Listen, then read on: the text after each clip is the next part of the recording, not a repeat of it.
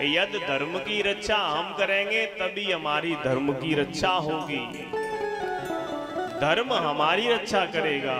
देखिए रामायण में तुम्हें ध्यान हो, माता जानकी जी जब पंचवटी पर थी, रावण साधु का वेश धारण धर के आया और इधर लक्ष्मण जी ने पंचवटी पर जब मैया अकेली रह गई थी तो एक रेखा को खींच दिया था और जानकी मैया से कहा था कि आप इस रेखा को पार मत करना। लेकिन देखिए रामायण हमें बहुत कुछ सिखाती है धर्म की रक्षा के लिए।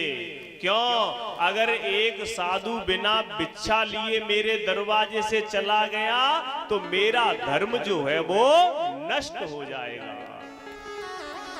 इसलिए अपने बारे में एक मिनट भी विचार नहीं किया, एक पल भी विचार नहीं किया, और जिस रेखा में वह सुरक्षित थी उस रेखा को उन्होंने पार कर दिया।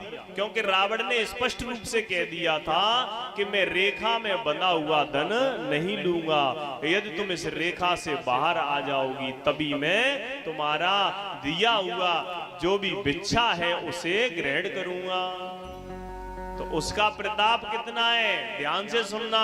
माता जानकी रावण की लंका में बैठकर जब रावण उनके सामने आता है तो नीचे से एक तिनका उठाकर और बीच में ऐसे लगा देती हैं और बार बार उससे एक ही बात कहना चाहती है कि तेरी औकात इस तिनके के बराबर है। बोले श्री रामचंद्र भगवान की जय हो।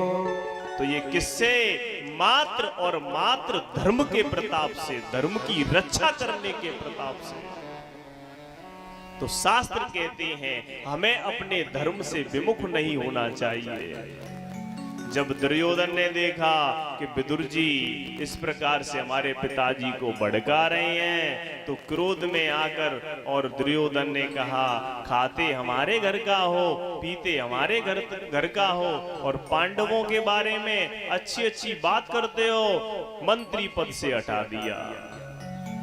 विदुर जी समझ गए हमारे परामर्श की यहाँ पर कोई आवश्यकता नहीं है।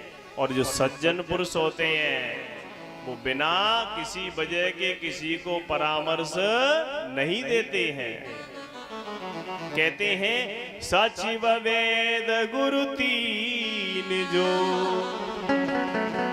प्रिय बोले भयास, राज धर्म तनु तीन करे, होय वेग ही नास। किसी राजा का सचिव हो और अगर वह उसके डर के मारे उसे सही बात नहीं बताएगा तो उस राज्य को नष्ट होना पड़ेगा। ऐसे ही वैद्य यानी डॉक्टर, अब आपको डायबिटीज का रोग हो रहा है, दवाई लेने जाओ तो डॉक्टर सख्त तरीके से कहेगा मिठाई मत खाना नहीं तो मर जाओगे। और डॉक्टर अगर प्यार से ये कहे अच्छा मिठाई देख लेना वैसे ऐसे ही कर दे तो क्या होगा, मरना पड़ेगा कि नहीं मरना पड़ेगा मरीज को। और गुरु, जिस चेला को गुरु भय के कारण या प्रेम के कारण डांटेगा नहीं, फटकारेगा नहीं तो वह चेला बढ़िया चेला नहीं बन सकता है।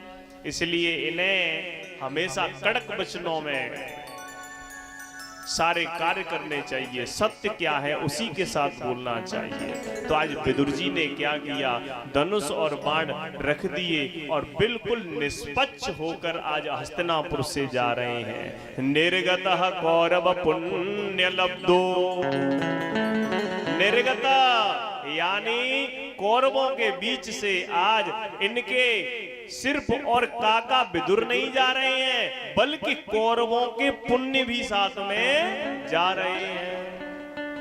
किस प्रकार से, जिस प्रकार से रावण की लंका में, रामायण में रावण की लंका से जब विभीषण रावण को छोड़कर गए थे तो विभीषण नहीं गए थे बल्कि जो लंका के पूरे पुण्य थे वो भी चले गए थे।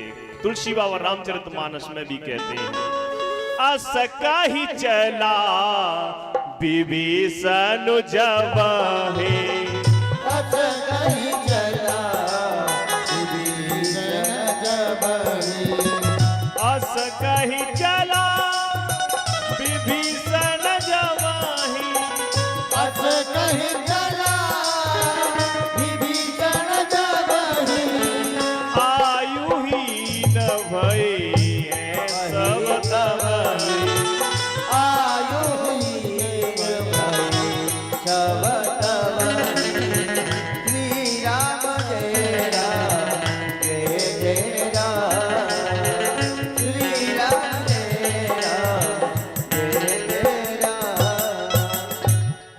यहाँ रामायण में विभीषण बोले थे और यहाँ विदुर जी बोले हैं। क्या बोले हैं?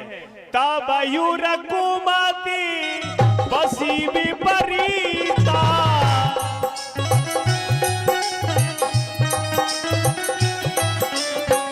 हित अनहित मानहु रे प्रीता हित अनहित मानहु रे प्रीता श्री राम जय राम जय जय राम श्री राम जय राम जय जय राम। और विदुर जी कौरवों का साथ त्याग कर वन में चले गए और अपनी पत्नी के साथ प्रभु का जाप करते हैं। और यहाँ पर शेरपुर से जो महानुभाव जी आए हैं और सभी लोगों का जो स्वागत कर रहे हैं, उनके लिए एक बार सभी जोरदार तालियां बजाएंगे।